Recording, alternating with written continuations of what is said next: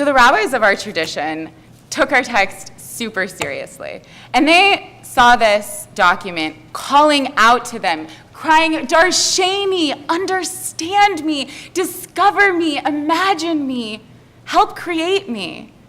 And so they wrote stories about stories and added their voices and their words and their ideas to this sacred body of text. So this morning, we will continue their tradition with an original Midrash.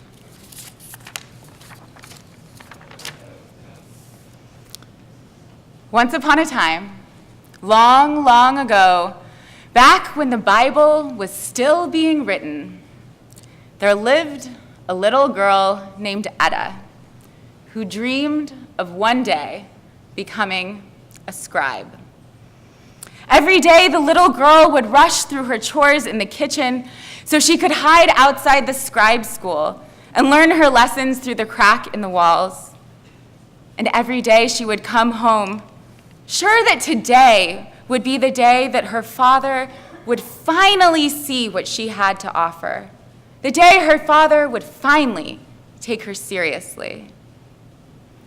And because this is a fairy tale, Etta, of course, had 7 elder brothers, all in scribe school, none of which wanted to be a scribe. They complained of long hours and strict teachers, of boring material and endless attention to detail. Etta's elder brothers dreamed of becoming bakers and weavers, painters, farmers, midwives, and merchants. None of them wanted to be in scribe school, but their father was the head of the academy, and being a scribe was the only path to success he could see for his sons. Etta, on the other hand, was fascinated by all things scribe-related. She loved the look of the words and the smell of the ink and the parchment. She loved the stories they told, and how each and every stroke would matter to generation after generation of readers. She stayed up late at night and stole her brother's workbooks, finishing their exercises and correcting their work. But then it came time to decide on the final version of the Torah. Scholars and scribes and rabbis and lay people came from all corners of the known world to celebrate the final edition of the Torah and take home the newly minted scrolls to their far-flung communities. Or at least that's the way it was supposed to work. In reality, the first ever conference of world Jewry was quickly turning into an ideological bloodbath. Every community had their own versions of the same stories they held sacred. Every community had their own take on which values were essential to what Judaism was and what it should be in the future. Every community was up in arms. And there were very few were bothering to listen to anyone else. They just yelled and yelled and yelled, believing that the loudest, most belligerent voice mattered the most. And for a while, it looked like that is exactly who would win. "They're just so angry," complained the would-be baker. "No one trusts each other," his brother the weaver added. "So what can we do to help?" their sister wanted to know. "Us? We can't do anything. We're just kids. We don't matter." "Maybe, but we have to try." And so the siblings got to work.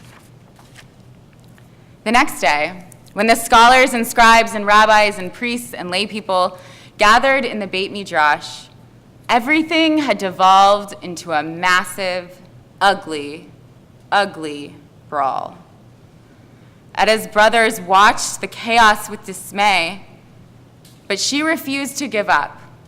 So she grabbed the huge shofar from the rack at the back of the hall, took the biggest breath she had ever taken, and let out a tekiah gedolah like no other.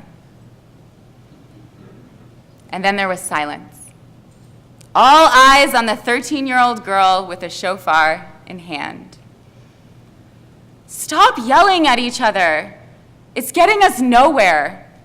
Just saying you're right and your story is better than someone else's does not make it so. These stories matter for a reason. We hold them sacred for a reason. Don't you think that's the part we should be focusing on? The men hung their heads and scuffed their toes, shamefaced.